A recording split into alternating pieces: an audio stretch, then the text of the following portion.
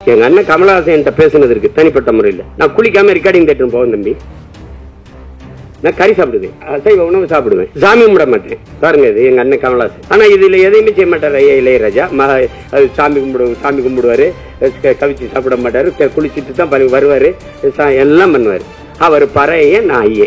புரியுதா? இந்த வேறுபாடு புரியுதா? இப்ப யாரு உயர்ந்தவர்? இந்த கோயில்ல நான் நுழையக்கூடாது என்பது நான் ஏழை என்பதற்காக அல்ல. இந்த குளத்தில் நான் குளிக்க கூடாது என்பது நான் ஏழை என்பதற்காக அல்ல. நான் இளிமகன், ஈன சாதி தாழ்ந்தவன், தீண்டத்தகாதவன் என்பதற்காக.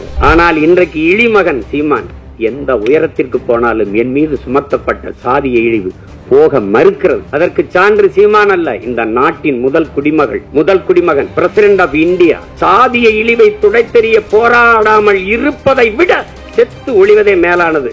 அண்ணல் அம்பேத்கர் என்ன எல்லாம் கேட்பான், பாட்டன் பாரதிங்கிற. அப்படி சீமானுக்கு எப்படி பாரதி பாட்டன் ஆயிட்டா அப்படின்னு. இப்ப வெறிவர் மல்லையா பெரியார் எல்லாருக்கும் தந்தையா இருக்கும்போது பாரதி எனக்கு பாட்டனா இருக்கிறது என்ன உங்களுக்கு பிரச்சனை? என்ன பிரச்சனை? சோனியா காந்தி அன்னையா இருக்கும்போது பாரதியும் எனக்கு பாட்டனாவும் ஊவேசா எனக்கு தாத்தாவா இருக்குல்ல, என்ன பிரச்சனை? யாரும் இந்த படத்தை தயாரிக்க மாட்டாங்கன்னு அவனுக்கு தெரியும். இந்த கதையை சொன்னா ஏத்துக்க மாட்டான், பயப்படுவான். ஆனால் பயப்படாம துணிஞ்சு ஒரு தம்பி படம் எடுத்தாலே வருவேன், எல்லா தம்பியும் சேர்ந்து எடுத்திருக்கான். படத்தை சொதப்பி வச்சா போடான்னு திட்டிட்டு போவேன். நல்லாவே எடுத்திருக்கான், ரொம்ப நல்லாவே எடுத்திருக்கான். நம்மை போல எலும்பு நரம்பு ரத்தம் சதை பசி உறக்கம் கனவு கண்ணீர் கொண்ட சக மனிதர்கள் எவ்வளவு தூரம் இந்த மண்ணிலே நசுக்கப்படுகிறார்கள், ஒடுக்கப்படுகிறார்கள், ஒதுக்கப்படுகிறார்கள் என்பதை உணர்த்துகிற ஒரு ஒப்பற்ற திரை காவியம்தான் இந்த நந்தன்.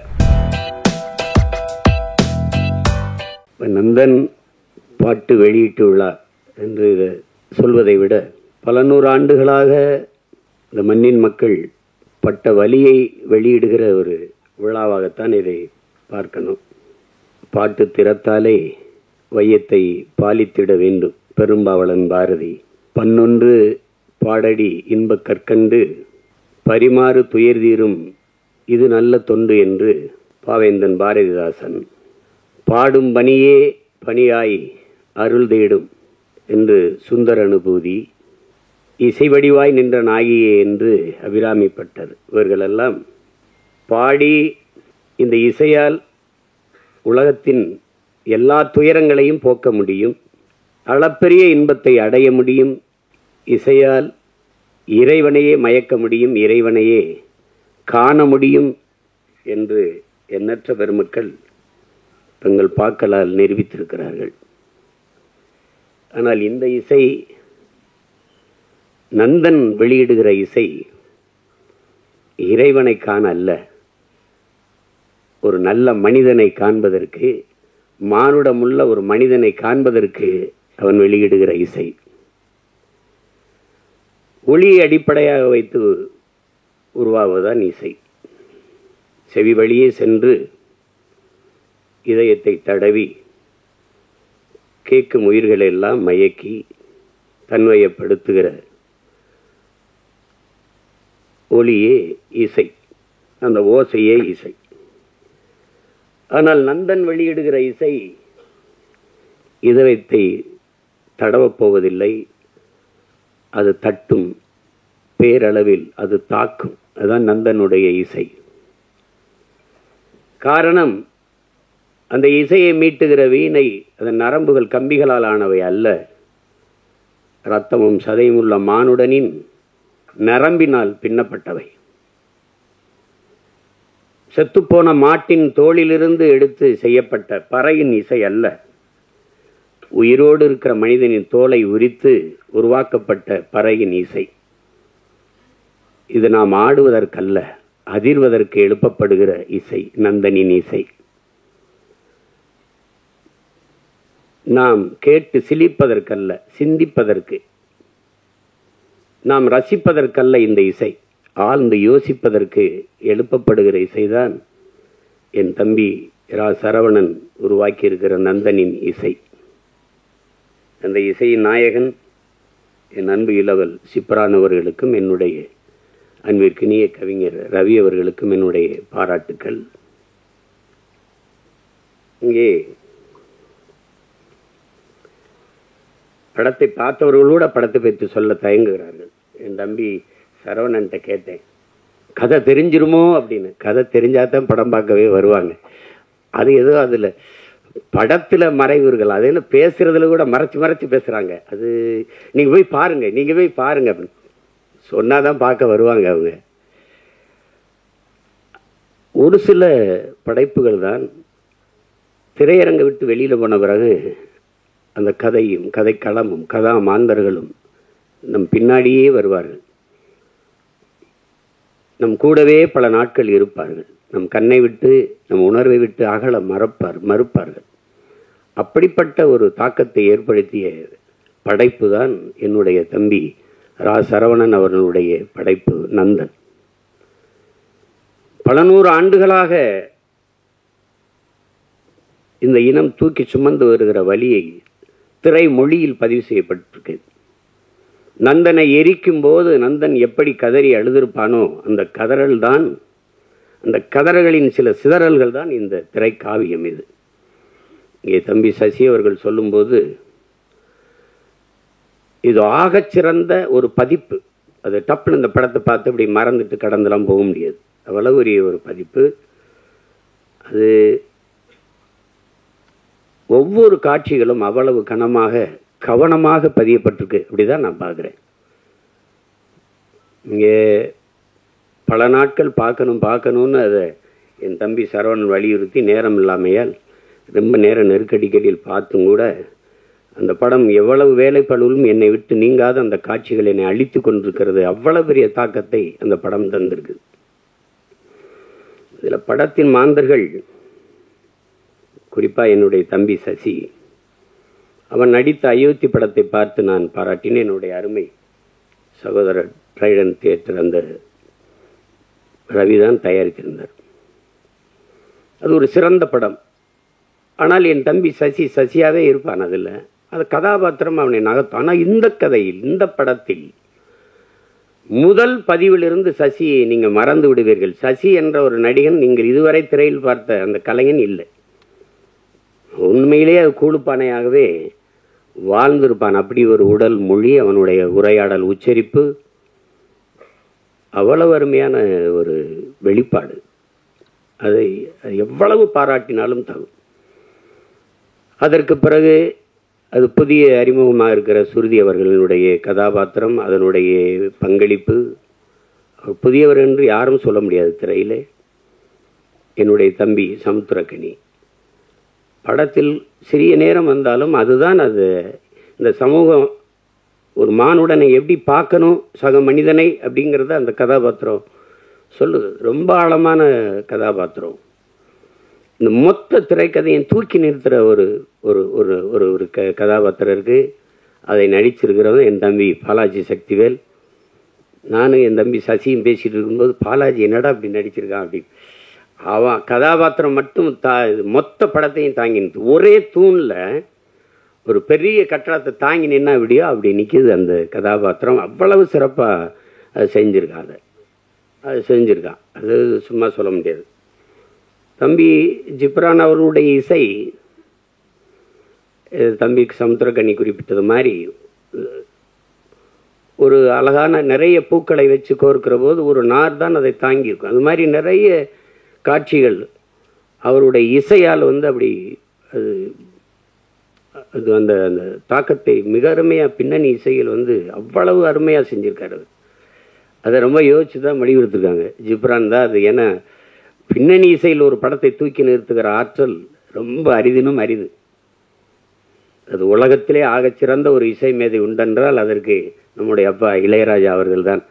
இன்னைக்கு அவருக்கு அடுத்து நிறைய இளவல்கள் வந்துட்டாங்க. இந்த மாதிரி அதை திரைக்கதையை இசையால் தூக்கி சுமந்து போகிற ஒரு ஆற்றல் மிக்க இளைஞன் தம்பி ஜிப்ரான் அவர்கள். அவருடைய படைப்பு, ஒளிப்பதிவாளர் சரண், கலை இயக்குநர்கள் எல்லாம் சிறப்பாக செய்திருக்கிறார். அந்த புதிதாக நடித்திருக்கிற இப்போ இருக்கிறாங்க நிலா, சுதாகர், அவங்கெல்லாம் தொழில்முறை நடிகர்கள் இல்லை. ஊரில் இருக்கிறவங்க ஒருத்தர் கூட ஒரு தவறாக எப்படி சொல்கிறது முகபாவத்தை தந்திருக்க மாட்டாங்க. எல்லாம் உரிய அளவில் பிரமிச்சிருவீங்க நீங்கள். இந்த மாதிரி நேர்த்தியான படங்கள் ரொம்ப நாளாச்சு. நம்முடைய வணக்கத்திற்குரிய ஐயா மகேந்திரன், என்னுடைய அப்பா பால்மேந்திரா, அப்பா பாரதி ராஜா, இவருடைய படங்களில் தான் அவ்வளோ பெரிய நேர்த்தி இருந்தது, அவ்வளோ ஒரு தாக்கம் இருந்தது. ஆனால் சில படங்கள் பொழுதை போக்கும். அதுக்கு வரியே நம்ம கேளிக்கை வரின்னு தான் விதிக்கிறோம். அது பொழுது போக்கும். ஏதாவது ஒரு அரிதிலும் அரிதான படங்கள் தான் பொழுதை நல்ல பொழுதா ஆக்கும். இது ஆகச் சிறந்த பொழுதாக அந்த 2 மணி நேரம் 5 நிமிடத்தை சிறந்த பொழுதாக ஆக்குகிற ஒரு திரைக்காவியம் தான் நந்தன். அது என் தம்பி இதுக்கு முன்னாடி கத்துக்குட்டி இந்த உடன்பிறப்புலாம் எடுத்திருந்தாலும் கூட இந்த 3வது பதிப்பு மிக முத்தான பதிப்பு அப்படிதான் நான் பார்க்குறேன். அது திரையரங்கு படம் முடிச்சுட்டு நாங்கள் ரொம்ப அவசரமாக போனானால் நான் போகவே இல்லை. என்னுடைய மனைவியெல்லாம் அந்த கடைசி காட்சியிலேருந்து அப்படி திரும்பிக்கிட்டு அழுதுகிட்டு இருந்தாங்க. அது அவ்வளவு நெகிழ்ச்சியாக இருந்தது. அது அவங்களுக்கு இவங்கெல்லாம் சொல்ல பயப்படுவாங்க கதையை. நான் சொல்கிற கதை மிக ஆழமான கதை. தமிழ் நிலத்தில் மட்டும் இல்லை, இந்திய பெருநிலம் முழுமைக்கும் இன்றும் நம்மோடு இருக்கிற சக மனிதர்கள், நம்மை போல எலும்பு நரம்பு ரத்தம் சதை பசி உறக்கம் கனவு கண்ணீர் கொண்ட சக மனிதர்கள் எவ்வளவு தூரம் இந்த மண்ணிலே நசுக்கப்படுகிறார்கள், ஒடுக்கப்படுகிறார்கள், ஒதுக்கப்படுகிறார்கள் என்பதை உணர்த்துகிற ஒரு ஒப்பற்ற திரை காவியம்தான் இந்த நந்தன். நாட்டின் இன்னைக்கு பொருளாதார அடிப்படையில் இடஒதுக்கீடை நாம் பேசுகிறோம், நாம் வரவேற்கிறோம். ஆனால் இடஒதுக்கீடு ஏன் கொண்டு வரப்பட்டது அப்படிங்கிறத நீங்கள் அறிவார்ந்த என் உறவுகள் நீங்கள் சிந்திச்சு பார்க்கணும். சீமான் இந்த தெருவில் போகக்கூடாது என்றது ஏழை என்பதற்காக அல்ல. என் உடன் பிறந்தவர்களே, இந்த கோயிலில் நான் நுழையக்கூடாது என்பது நான் ஏழை என்பதற்காக அல்ல. இந்த குளத்தில் நான் குளிக்கக்கூடாது என்பது நான் ஏழை என்பதற்காக அல்ல. நான் எளிமகன், ஈன சாதி, தாழ்ந்தவன், தீண்டத்தகாதவன் என்பதற்காக. எதன் பொருட்டு இங்கே எனக்கு கல்வி, வேலைவாய்ப்பு, அரசியல் அதிகாரம் மறுக்கப்பட்டதோ அதன் பொருட்டே அது கொடுக்கப்பட வேண்டும் என்பதற்காக உருவாக்கப்பட்ட ஒன்றுதான் வகுப்பு வாரி பிரதிநிதித்துவம். அதை நீங்க புரிஞ்சுக்கணும். ஏழை சீமான் நாளை அதானி அம்பானி ஆகிவிடலாம், பொருளாதார அளவுகோல் மாறிவிடும். ஆனால் இன்றைக்கு இழிமகன் சீமான் எந்த உயரத்திற்கு போனாலும் என் மீது சுமத்தப்பட்ட சாதிய இழிவு போக மறுக்கிறது. அதற்கு சான்று சீமான் அல்ல, இந்த நாட்டின் முதல் குடிமகன் president of India Ramnath Kovind கோயிலுக்கு வெளியே ஒரு மரத்து நிழல்லே குடும்பத்தோட யாகம் வளர்த்து கும்பிட்டு போனது இன்னும் இருக்கு. வரலாற்று நிகழ்கால நிஜம். நாட்டின் முதல் குடிமகள் Droupadi Murmu president of India, நாட்டின் பிரதம அமைச்சர் மாண்புமிகு ஐயா நரேந்திர மோடி ஒரு நாற்காலியிலே, ஐயா அத்வானி ஒரு நாற்காலியிலே, அவர் வீட்டு வாசலில் அமர்ந்து பேசுகிறார்கள். அந்த அருமை பெருமகள் அந்த ஓரத்திலே கைகட்டி நின்று கொண்டிருக்கிறாள். Citizen of president of India. இந்த நாட்டில் பெண்ணிய உரிமை பேசுகிறோம், பெண்களுக்கு இடஒதுக்கீடு பேசுகிறோம், சமத்துவம் பேசுகிறோம், சகோதரத்துவம் பேசுகிறோம், ஜனநாயகம் பேசுகிறோம். நாட்டின் முதல் குடிமகள், இந்திய நாட்டின் பிரதமர், இந்திய நாட்டின் பிரசிடென்ட் ஆஃப் இந்தியாவுக்கு அந்த நிலைமை என்றால் சாதாரண ஊராட்சி மன்ற பிரசிடென்ட் தலைவருக்கு என்ன நிலைமை இருக்கும் என்று என் அரும் தம்பி தங்கைகள், என் உடன் பிறந்தார்கள், சிந்திச்சு பாருங்க. இன்றைக்கும் கொடியேற்ற முடியாது. இங்கே எத்தனையோ மாமன்றங்களில் மாநகர மாமன்ற உறுப்பினர்கள் இருக்கிற அவையிலே தாழ்த்தப்பட்டவர்கள் இருப்பதற்கு இருக்கை போடப்படவில்லை என்பது இன்றும் நிகழ்கிறது. உயர் சாதிக்காரன் சுடுகாட்டு வழியே தாழ்ந்தவன் ஒருவன் இறந்து போனால் அவன் பிணத்தை எடுத்துட்டு போக முடியாது. எங்கோ அல்ல, நாகப்பட்டினத்தில் நிகழ்ந்தது. கோயிலுக்குள் நுழைய முடியாது, திறந்து போய் கும்பிடடா என்று சொல்ல ஒருத்தனும் இல்லை. பூட்டை போட்டு சாவி எடுத்துக்கிட்டு வர ஆள் இருக்கு. ஏன் சிவனே? நந்தனார் சரித்திரத்திலே 63 நாயன்மார்களில் ஒருவன் பறையன். அவன் சிவன் பக்தன், எவனுக்கும் சற்றும் குறைவில்லாத பக்தன் நந்தன். எத்தனை 100 ஆண்டுகளாக அந்த வழி துரத்துகிறது. இன்றும் பல நந்தன்கள், பல ஆயிரம் நந்தன்கள். நந்தன் வெளியிலே 63 நாயன்மார்களில் ஒருவன் சிவன் கோயிலுக்கு வெளியிலே சிவனை வழிபட தவிக்கிறான். எல்லோரும் உள்ளே. நந்தி அங்கே நிற்கிறது, சிவனை வழிபட மறைக்கிறது. நந்தனுக்கு சிவன் தெரியாமல் நந்தி மறைக்கிறது. அதை பார்த்த சிவன் நந்தியை நகர்த்தி வைத்தான் என்பது வரலாறு, கதை. அப்போது என்ன கேட்க தோண்டும்? எந்த ஒரு மானுடனுக்கும் ஒரு கேள்வி எழும் இல்லையா? நந்தியை நகர்த்தி வைத்த சிவன் நந்தா உள்ளவாடா என்று ஏன் கூப்பிடல? இந்த கேள்வி எழுமா இயலாதா? அப்ப இறைவனுக்கும் தீண்டாமை இருந்ததா? நீனும் சாதிய பாகுபாடு பார்த்தாயா? பாருங்க, இந்த கேள்விதான் படம், நந்தன் படம். சாதிய இழிவை துடைத்தெறிய போராடாமல் இருப்பதை விட செத்து ஒளிவதே மேலானது. அண்ணல் அம்பேத்கர். இந்த வார்த்தையில வலி இருக்குதா? அதை உணர முடியுதா? என்னைக்காவது என் உடன் பிறந்தவர்களை நீங்கள் இருந்து சாப்பிட்டு எழுந்த இடத்தை தண்ணீர் விட்டு கழுவியதை நீங்கள் பார்த்தது உண்டா? இந்த தெருவிலே நீ நடக்கக்கூடாது, இந்த கோயிலுக்குள் வரக்கூடாது என்று சொன்னதை நீங்கள் கேட்டதுண்டா? தோல் மேலே கையை போட்டு நீங்கள் என்ன சாதி என்று தெரிந்து கொள்வதற்கு நீங்கள் என்ன ஆளுகை என்று கேட்டதை நீங்கள் இன்னைக்காவது அந்த வழியை உணர்ந்திருக்கிறீர்களா? உங்களை அழைத்து கொண்டு போய் உங்கள் அப்பா பேர் என்ன, உங்க ஊர் என்ன, உங்க அப்பா என்ன வேலை பார்க்கிறார், எந்த தெருவில் வாழ்கிறீர்கள், எதற்கு, நீ என்ன சாதி என்று கண்டறிவதற்கு இந்த வழியெல்லாம் நீங்கள் அனுபவித்தது உண்டா? இந்த குளத்தில் நீங்க குளிக்கக்கூடாது என்று சொல்லதுண்டா? தண்ணீரை வாய் வைத்து குடிக்கக்கூடாது, அண்ணாக்கத்தான். அது சுகாதாரம். இன்னைக்கு அண்ணாக்க எல்லாரும் குடிக்கிறது வேறு. இரட்டை குவளை முறை அதெல்லாம் பார்த்தது உண்டா நீங்க? ஒவ்வொரு சாதிக்கும் ஒரு முடிதிருத்துகிறவர் உண்டு, பார்த்து உண்டு. சலவை தொழிலாளி இந்த சாதிக்கு விழுக்கிறவர் தனி. இந்த குளத்தில் தான் குளிக்கணும், மாறி குளிச்சனா குள விழும். இதெல்லாம் எங்க இருக்குன்னு நினைக்காது, இன்னும் இங்க இருக்கு, இன்னும் இருக்கு. எத்தனை ஊராட்சி மன்ற தலைவர்கள் இந்திய நாட்டின் விடுதலை கொடியை ஏற்ற முடியாமல், கொடி விடுதலை கொடி, ஆனால் அவன் பெற்றிருக்கிறானா? சத்துணவு ஆயா தாழ்த்தப்பட்ட மகள், அவள் சமைத்து போட்டதை சாப்பிட மாட்டோம் என்று எத்தனை பிள்ளைகள் சாப்பிடாமல் போனது இல்லையா? அரசு சாப்பிட வைக்கிறதுக்கு என்ன முயற்சி? அவளை பணியிட மாற்றியதுதான் இன்றும் இங்கே நிகழ்கிறது. உடன் பிறந்தவர்களே, நாகப்பட்டினத்துல சுடுகாட்டு வழி எடுத்துட்டு போக முடியல, சுடுகாட்டு வழியே. ஆனால் மாவட்ட ஆட்சியர் அங்க போனார், நீங்க எடுத்துட்டு போங்க நான் பாப்போம்னு சொல்லல, மாற்று வழிதாரம் அங்க கொண்டு புதைச்சுக்கிறீங்க. இதுதான் இன்னும் இருக்கிற நிலைமை. அப்ப அதிகாரத்துக்கிட்டே தீண்டாம இருக்கு, பாகுபாடு இருக்கு. அடித்தட்டு மக்கள் என்ன செய்ய முடியும்? அது இன்னும் அந்த நந்தனை எரித்த தீ இன்னும் எரிந்து கொண்டுதான் இருக்கிறது. அதை தான் இந்த படம் வலியுறுத்துது. நீங்க சாதியை ஏற்றதாள்களை வைத்துக் கொண்டு சமூக முன்னேற்றம் மேம்பாடு என்று பேசுவது மலக்குழியின் மேலே நீங்கள் போடுகிற மல்லிய பந்தலுக்கு சமம்ங்கிறாரு இந்த அம்பேத்கர்.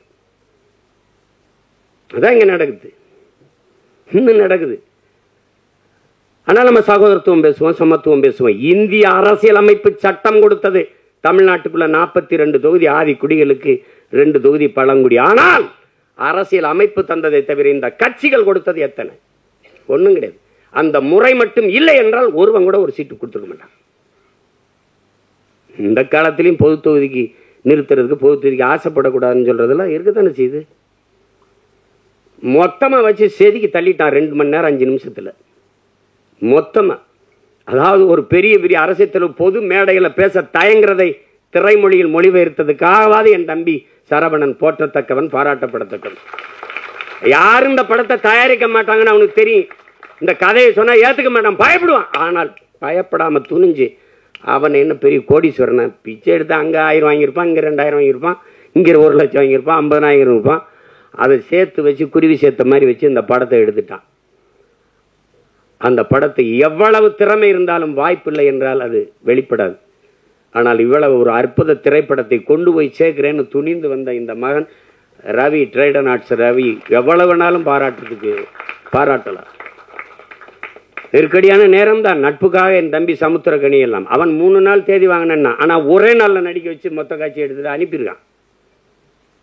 இப்ப நான் நேற்று ராத்திரி இரவுல இறங்கி இப்ப போகணும், திருப்பி உடனே போய் இரவுல எனக்கு மதுரையில பொதுக்கூட்டம், திருப்பி போனாலும் என் தம்பிகள் மேல நான் வச்சிருக்க பேரன்பு. ஒரு தம்பி படம் எடுத்தாலே வருவேன், எல்லா தம்பியும் சேர்ந்து எடுத்திருக்கான்.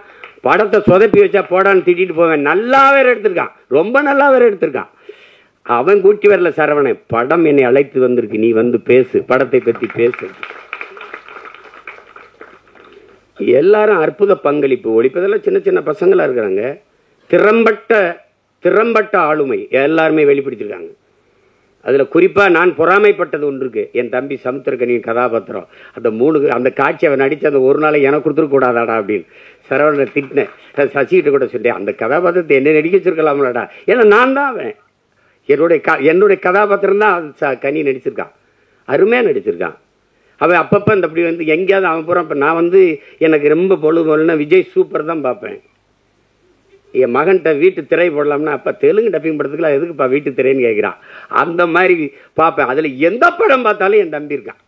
மகேஷ் பாபுவோட நடிக்கிறான், ரவி தேஜாவோட சண்டைய போடுறான், அங்க பாக்குற எல்லாரோட இருக்கான். நான் சொன்னேன், டேய் சசியா எப்ப எந்த படத்துலயும் இருக்கான். அவங்க கேமரா இல்லாம கூட போனாலும் போவாங்க. இவருக்கு தம்பி கனி இல்லாம படப்பிடிப்பு போக மாட்டாங்க இவருக்குடா. அந்த நேரத்திலையும் பார்த்து இப்ப சொல்லிட்டு இருப்பான், காலையில 6 மணிக்கு தூங்காம குளிச்சுட்டு இருந்திருக்கான். அண்ணன் தூங்கிடுவா கொஞ்சம் நேரம் கேட்குறான். இப்போ திருப்பி அவன் தேனிக்கு போகணும், நான் மதுரைக்கு போகணும். அத்தனை ஓட்டங்களுக்கு இடையில ஒரு கொஞ்ச நேரம் நில்லுங்கடான்னு இந்த படம் நிறுத்தி வச்சிருக்குன்னா அது காரணம் அந்த படத்தில் இருக்கிற தாக்கம் தான். நான் சும்மா சொல்ல, நல்லா இருக்குன்னா நல்லா இருக்கு, நல்லா இல்லைன்னா அப்புறம் போயிட்டு பேசிட்டா. என் தம்பி பொண்ணு பார்க்க போன கதை தான் சொல்லுவாங்கல்ல, நான் போயிட்டு வரட்டா அப்படின்னு. இன்னும் நீங்க இது எவ்வளவு காலத்தில் இருந்து இருக்குது பாருங்க. இன்னைக்கு நேற்று நம்மளை தொடரல. பிறப்பு ஒக்கும் எல்லா உயிருக்கும் என்று பாட வேண்டிய தேவை ஏன் வள்ளுவ பெருமகனாருக்கு வந்தது? பகுத்துண்டு பல் உயிர்கள் ஓம்புக என்று ஏன் சொல்ல வேண்டிய அவசியம் இருந்தது? சாதி இரண்டொழிய வேறில்லை சாற்றுங்கால் நீதி வழிவா நெறிமுறையில் மேதினியில் இட்டோர் பெரியார் இடாதார் இழிகுலத்தோர் பட்டாங்கில் உள்ளபடி என்று பாட வேண்டிய அவை பெருமாட்டிக்கு ஏன் வந்தது? பறச்சியாவதேதடா பணத்தியாதேவதா இறைச்சி தோல் எலும்பிலே இலக்கமிட்டு இருக்குது என்று பாட வேண்டிய சித்தர் சிவாக்கிற்கு ஏன் வந்தது? எதுக்கு வருது? யாரு மேல கீறினாலும் ரத்தம் ஒண்ணுதான், ஆக மொத்தம் நீ நானும் 10 மாதம் தான். தாத்தா பட்டுக்கோட்டைக்கு ஏன் வந்தது? சாதிகள் இல்லையடி பாப்பா குல தாழ்ச்சி உயர்ச்சி சொல்லல் பாவம் நீதி உயர்ந்த மதிகல்வி அன்பு நிறைய உடையோர் மேலோருங்கிறான். யாரு? பாரதி. என்ன எல்லாம் கேட்பான், பாட்டன் பாரதிங்கிற. அப்படி சீமானுக்கு எப்படி பாரதி பாட்டன் ஆயிட்டா அப்படின்னு வெறிவர் மல்லையா? பெரியாரது எல்லாருக்கும் தந்தையா இருக்கும்போது பாரதி எனக்கு பாட்டனா இருக்கிறது என்ன உங்களுக்கு பிரச்சனை? என்ன பிரச்சனை? சோனியா காந்தி அன்னையா இருக்கும்போது பாரதியும் எனக்கு பாட்டனாவும் ஊவேசா எனக்கு தாத்தாவா இருக்குல்ல, என்ன பிரச்சனை? சாதிகள் இல்லையடி பாப்பா என்று பாடியவனை பாப்பான் என்று சொல்லிக் கொடுத்தவன் எவங்க? எப்படி இருக்கு? ஆழ்ந்து போங்க, வலிக்கும், இறங்குங்க. நான் இப்படித்தான் என் வீட்டு வாலி விழுந்துருச்சுன்னு தான் கிணத்துக்குள்ள குதிச்சேன்.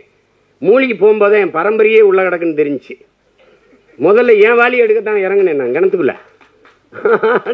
அது உலங்க பாருங்க, இருட்டறையில் உள்ளதடா உலகம், சாதி இருக்கின்றதென்பானும் இருக்கின்றானே என்றான் புரட்சி பாவலன். பாருங்க, தமிழுக்கும் அமுதன் என்று பேர் அந்த தமிழ் இன்பத்தமிழ் எங்கள் உயிருக்கு நேர்னு பாடிய பாரதிதாசன் புரட்சி பாவலன். தமிழ் வளர்த்தல் ஒன்று, சாதி ஒழித்தல் மற்றொன்று என்று பாடல.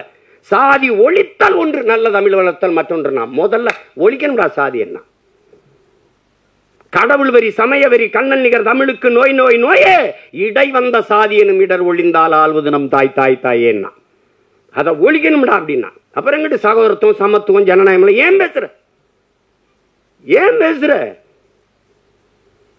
மக்கள் அப்படி இருக்கானா? இல்ல. அயோத்தியில ஒரு பொது தொகுதியில் அகிலேஷ் யாதவ் ஒரு தாழ்த்தப்பட்ட தமிழ் ஒரு மகனை நிறுத்தி பொது தொகுதியில் வென்றான். மக்கள் சரியாக இருக்கான். 21 தேர்தலில் 16 இடங்கள் பொது தொகுதியை கொடுத்த ஆதி தமிழ் குடிகளுக்கு. என் அரும் சொந்தங்களை உங்கள்கிட்ட சொல்றேன், நீங்க வேணா எடுத்து புள்ளி வரங்களை பாருங்க. நான் பொது தொகுதியில் ஆதி தமிழ் பிள்ளைகளை நிறுத்திய இடத்தில் தான் எனக்கு வாக்கு அதிகம். நீங்க எடுத்து பாரு வேணா புள்ளி விவரங்களை. அப்ப மக்கள் சரியா இருக்காங்க, நீ சரியா இல்ல. எல்லா வழியும் மொத்தமா ஒரு படம் பேசுதுன்னா அது நந்தன் பேசுது. அந்த படத்துக்கு பேர் பொருத்தம் அப்படி இருக்கு. நந்தனார் சரித்திரம் நீங்க அது பார்த்துருக்க முடியும். இப்ப அப்பெல்லாம் நாடகமா கூட வந்துச்சு, இப்ப இல்ல. அதுதான் அந்த நந்தனை எரித்த தீயில் ஒரு கொஞ்சம் எடுத்துட்டு வந்துதான் எரிய விட்டுருக்கான் என் தம்பி. அந்த நந்தன்ல கயிறை வச்சிருக்கான் பாருங்க. கல்வி அறிவற்ற சமூகம், படிக்க பள்ளிக்கூடம் கல்வி என்ன சொல்றது, கல்வி வரவே மறுத்த சமூகம் நாங்க. SC ST schedule tribes, SC பறையர் தேவேந்திரர் எல்லாருக்கும் இடஒதுக்கீடு இருக்கு. 18 விழுக்காடுங்கிறீங்க. முதல்ல எஸ்டிக்கு கம்யூனிட்டி சர்டிபிகேட் இருக்கா? சாதி சான்றிதழ் இருக்கா? ஆதி தமிழ் குடி குறவருக்கு இருளருக்கு சாதி சான்றிதழ் இருக்கா? இல்ல. திருவண்ணாமலை மாவட்டத்தில் இல்லாம போராடும் போது இங்கிருந்து நான் வண்டி எடுத்துட்டு போய் அந்த மக்களோட உட்கார்ந்து பள்ளிக்கூடத்தை விட்டு கர்ப்பிணி பெண்கள் வேலைக்கு போகாம அந்த குறவர் குடி மக்கள் உட்கார்ந்து அவங்களோட உட்கார்ந்து போராடி 3000 பேருக்கு சாதி சான்றிதழை நான் பெற்றுக் கொடுத்திருக்கிறேன் என்றால் அப்ப எந்த நிலைமையில் அவன் மக்கள் இருக்கான்? சாதி சான்றிதழ் இல்லாதவன் என்ன சலுகையை பெற முடியும்? ரேஷன்ல அரிசி போடுறான், சரிதான். ரேஷன் கார்டுல தானே வாங்க முடியும், கார்டே இல்லையே. அந்த மக்களின் வலியை நீங்க அது பார்த்தாதான் தெரியும், அனுபவிச்சானது என்ன தெரியும். நமக்கு எல்லாமே செய்தி தான். விவசாயி செத்தாலும் செய்தி தான், நமக்கு மீனவன் செத்தாலும் செய்தி தான், எல்லாமே நமக்கு செய்தி தான். ஆனால் இந்த படத்தை பார்த்துட்டு அப்படி கடந்து போக முடியாது. பத்திரிகை இதழியல் உறவுகளுக்கெல்லாம் போட்டு காமிச்சாரா இல்லையான்னு தெரியல. நீங்க பார்க்கும்போது நான் பேசுற அந்த உணர்வு உங்களுக்கு புரியும். இது அது அவ்வளவு சிறந்த ஒரு ஒரு படைப்பு. அதுக்கு எடுக்கிறதுக்கு ஒரு அசாத்திய துணிவு வேணும்.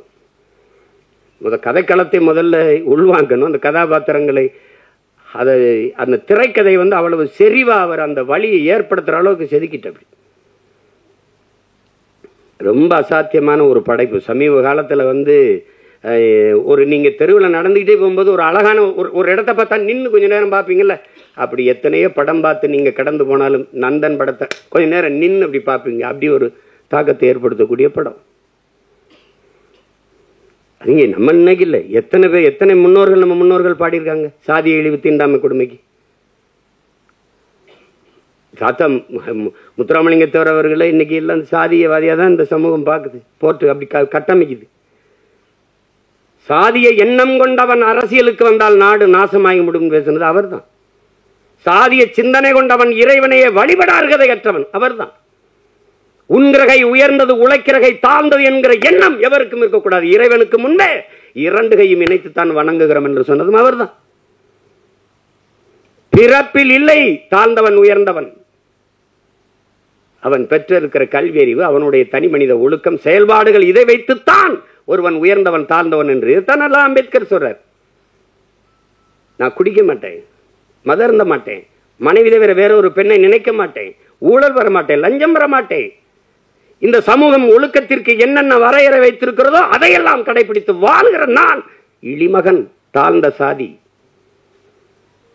இந்த சமூகம் எதையெல்லாம் தவறு என்று போய்த்திருக்கிறதோ, ஒழுக்கக்கேடு என்று போய்த்திருக்கிறதோ அதையெல்லாம் செய்கிற ஒருவன் உயர்ந்த சாதி என்று பிறந்ததுனாலேயே அவன் உயர்ந்தவன் என்று சொல்கிறாய். இது எப்படி ஏற்கிறதுங்கிறது நீங்களே சொல்லுங்க. இது எப்படி ஏற்கிறது? எப்படி ஏற்கிறது? எங்க அண்ணன் கமலஹாசன் என்கிட்ட பேசுனது இருக்கு தனிப்பட்ட முறையில். நான் குளிக்காம ரெக்கார்டிங் தேட்டர் போவேன் தம்பி. நான் கறி சாப்பிடுவேன், நான் அசைவ உணவு சாப்பிடுவேன், சாமி கும்பிட மாட்டேன். பாருங்க, இது எங்க அண்ணன் கமலஹாசன் எதுக்கு சொல்ல வர்றாரு. ஆனா இதுல எதையுமே செய்ய மாட்டார். ஐயா இளையராஜா சாமி கும்பிடுவாரு, கவிச்சு சாப்பிட மாட்டாரு, குளிச்சுட்டு தான் வருவாரு, எல்லாம் பண்ணுவாரு. அவர் பறையன், நான் ஐயன். புரியுதா? அந்த வேறுபாடு புரியுதா? சமூகம் எப்படி கட்டமைச்சிருக்கு பாருங்க. இப்ப யாரு உயர்ந்தவர்? எது உயர்ந்தது? எதன் அடிப்படையில் நம்ம அதை பார்க்கிறோம்? அதுதான் பிரச்சனை. ஒரு மனிதன் என்ன வழி இருந்தா பேசிட்டு பாருங்க. ஒரு மனிதன் ஒரு வாழ்நாளில் 10,000 புத்தகங்கள் படிக்கணும். இது சீன பழமொழி. ஐயா இறையன்பு எழுதின 10,000 மைல் பயணத்துல முதல்ல அதை எழுதியிருப்பார். 10,000 புத்தகங்கள் படிச்சிருக்கணும், 10,000 கிலோமீட்டர் பயணம் செஞ்சிருக்கணும். இது ஒரு மனிதனுடைய வாழ்நாள்ல. அது சீன பொன்மொழி. அதை எடுத்திருப்பார். 10,000 மைல் பயணம் புத்தகத்தை படிச்சீங்கன்னா முதல்ல இதை எழுதியிருப்பார். ஆனால் 64,000 புத்தகங்களை படித்த ஒருவன் இருக்கான் உலகத்துல. தனி மனிதன் நூலகம் தெற்காசிய கண்டத்திலேயே பெரிய நூலகமாக இருந்தது ஒருத்தனுடையதுதான். அவன் ஜமீனும் இல்ல, திவானும் இல்ல, அவன் அமைச்சர் பெரிய கோடீஸ்வரனும் இல்ல. அப்படி புத்தகங்களா வாங்கி சேர்க்க. அவன் நகையை வாங்கி சேர்த்தான், காரை வாங்கி சேர்த்தான், சொத்தை வாங்கி சேர்த்தான். ஒருத்தன் புத்தகத்தமா சேர்த்திருக்கான். படுக்கிற இடம் கூட தான் படிக்கிற இடத்துக்கு பக்கத்தில் இருக்கணும். நூலகத்துக்கு அருகிலேயே அறை எடுத்து தங்கியவன். உலகத்தின் தலை சிறந்த கல்வியாளன் சிலையை திறக்கப் போகிறோம் என்று ஆஸ்திரேலிய பிரதமர் போய் சிலையை திறக்கிறார். ஒரு சிவப்பு பட்டு துணியிலே போர்த்தி இருக்கிறது. அது திறக்கிறாங்க. மார்பளவு சிலை திறந்தால் அறிவாசான் அண்ணல் அம்பேத்கருடைய சிலை. என் அருமை பெருமக்களே, அந்த பேரறிஞன் சொல்லுகிறான், அவன் பட்ட வழியில் இருந்து அவன் மொழி வருகிறது. ஆடு குளித்து செல்கிறது இந்த குளத்திலே, மாடு குளித்து செல்கிறது சக மனிதன். நான் குளித்து குடித்து வெளியேறக்கூடாதா? அந்த வழியை நீங்க புரிஞ்சுக்கிட்டீங்கன்னா இந்த படம் உங்களுக்கு ரொம்ப பிடிக்கும். இந்த வழியின் மொழிதான் நந்தன்கிற திரைக்காவியம். வழி இருந்தால் படத்தோட பொருந்திருவியே, அது உங்களை பாதிக்கும். இல்லை என்றால் இந்த படம் போதிக்கும். ஆனால் எப்படியாவது இந்த படம் உங்களை செய்யும். படைப்பு என்பது என்ன? என் உடன் பிறந்தவர்களே, ஒரு கல்லூரி வாசலில ஒரு கல் இருக்குது, பெரிய கல். அவன் என்ன சொல்றான், இதை எடுக்கணும், என்னடா பண்ணலாம் அப்படின்னு. அடிச்சு நொறுக்கி பூமிக்குள்ள புதைச்சிடலாம் ஒரு மாணவன். அதை எழுதிட்டு இது என்ன செய்யலாம்னு சொல்லுங்கடான்னா ஒருத்தன் எழுதிட்டு வரான். அடிச்சு நொறுக்கி சின்ன சின்ன கற்களா வச்சு பூமிக்குள்ள புதைச்சி விட்டுறலாம் ஒருத்தன் இதை உடச்சி ரெண்டா போட்டு படிக்கல்லாம் போட்டு எல்லாம் நடந்து போகலாம். அது எப்படி ஒருத்தன் எழுதுறான், அது தேவையற்ற பகுதியை நீக்கிடலாம். சரி நீக்கு பார்ப்போம்னா தேவையற்ற பகுதியை நீக்குனா அழகான சிலையா இருக்குது, அதை பார்த்து எல்லாரும் ரசிக்கிறான். இதுதான் படைப்பு. இது தேவையற்றதை நீக்கிறதுக்கான பெரிய முயற்சி தான் நந்தன்கிற ஒரு அழகிய கலைப்படைப்பு. அதை புரிஞ்சு கலைப்படைப்பு அதுதான். அதை என் தம்பி ஆள் ஒல்லியா இருக்கான், உளி மாதிரி இருக்கான்னா செதுக்கி இருக்கான். உளியே சிற்பியாக இருந்து செதுக்கிய படம் தான் திரைக்காவியம் தான் இந்த நந்தன். எவ்வளவு வேணாலும் நீங்க பிட்டீங்கன்னா நான் எனக்கு விண்ணுறுதிக்கு நேரம் இருந்ததுன்னா பேசிட்டே இருப்பேன். அவ்வளவு தாக்கத்தை என்னுள்ள ஏற்படுத்திய ஒரு திரைக்காவியம் நந்தன். அயோத்தியிலே இதே தான். ஆனா அந்த திரையரங்க வாசல்ல தான் பேச முடிஞ்சது, இது மாதிரி பேச வாய்ப்பு இல்லை. இப்ப நிறைய கதையை சொல்லிட்டேன்னா அது இந்த வெளியிடுறவர் என் தம்பி ரவி கோச்சால் கோச்சுக்காரு. வெற்றி விழாவில் ஒரு தடவை வெற்றி 50 நாள் ஓடி ஓடி வரும்போது விழா எடுத்துரு மறுபடியும் பேசுவோம், மிச்சத்தை பேசுவோம். ஒரு சிறந்த படைப்பு, ஆக சிறந்த படைப்பு. அருமை இளவல்கள் எல்லோரும் இணைந்து ஒப்பற்ற ஒரு திரைக்காவியத்தை தந்திருக்கிறார்கள். இன்றும் நம்மோடு வாழ்ந்திருக்கிற சக மனிதர்களின் வழி அதை திரையில் மொழிபெயர்த்த என்னுடைய தம்பி சரவணனுக்கு என்னுடைய அன்பு நிறைந்த வாழ்த்துக்கள், பாராட்டுக்கள். எவ்வளவு வேணாலும் சொல்லலாம். அவனோடு உடனிருந்த ஒத்துழைத்த ஒவ்வொரு திரைக்கலைஞர்களுக்கும் என்னுடைய அன்பும் வாழ்த்துக்களும். இங்கே இந்த செய்தியை எடுத்துக்கொண்டு போய் நீங்க எப்பவுமே நல்ல ஒன்றை பாராட்டி இருக்கிறீர்கள். இது ஒரு சிறந்த படைப்பு. கொண்டு போய் சேர்த்து இந்த படத்தை வெற்றி பெற செய்யுங்கள். எளிய கலைஞர்கள், இளைய கலைஞர்கள் சேர்ந்து உருவாக்கிய ஈடு இணையற்ற ஒரு திரைக்காவியம். இது வெற்றியடையட்டும். இன்னும் பல சிறந்த திரைப்படங்கள் நமக்கு உருவாகட்டும். அது இது ஒரு இது இது ஒரு ஒரு புரட்சி என்பது அசரா புரட்சி. பகத்சிங்கிட்ட போய் புரட்சினா என்ன? புரட்சி என்பது ரத்தம் சிந்தும் வன்முறையாகத்தான் இருக்க வேண்டும் என்பது அல்ல. அது துப்பாக்கி தோட்டாக்களை தொழுவதும் அல்ல. அப்ப எதுதான் பகத்சிங் புரட்சி? வெளிப்படையாகவே அநீதிகளால் கட்டமைக்கப்பட்ட சமூகத்தை தகர்த்து முற்றுமுழுதாக புதிய ஒரு சமூகத்தை படைப்பதுதான் புரட்சிங்கிறான். அப்படி ஒரு புதிய ஒரு சமூகத்தை படைப்பதற்கான முயற்சி தான் நந்தன் படம் ஏற்படுத்த போகிற புரட்சி. புரட்சி என்பது ஒவ்வொரு மனிதனின் காலுக்கு கீழே காத்து கிடக்கிறது காய்ந்த சருகுகளாக, ஒரு தீக்குச்சியின் உரசலுக்காக. அந்த தீக்குச்சி தான் நந்தன் பற்ற வைத்து போடுகிற தீக்குச்சி. அன்பிற்குரியவர்களை, புரட்சி தீ பற்றி எரியட்டும். மாற்றம் என்பது மானுட தத்துவம். மாறாது என்ற சொல்லை தவிர மற்றவை அனைத்தும் மாறிவிடும். மாறுவோம், மாற்றுவோம். புரட்சி ஓங்க. வாழ்த்துக்கள்.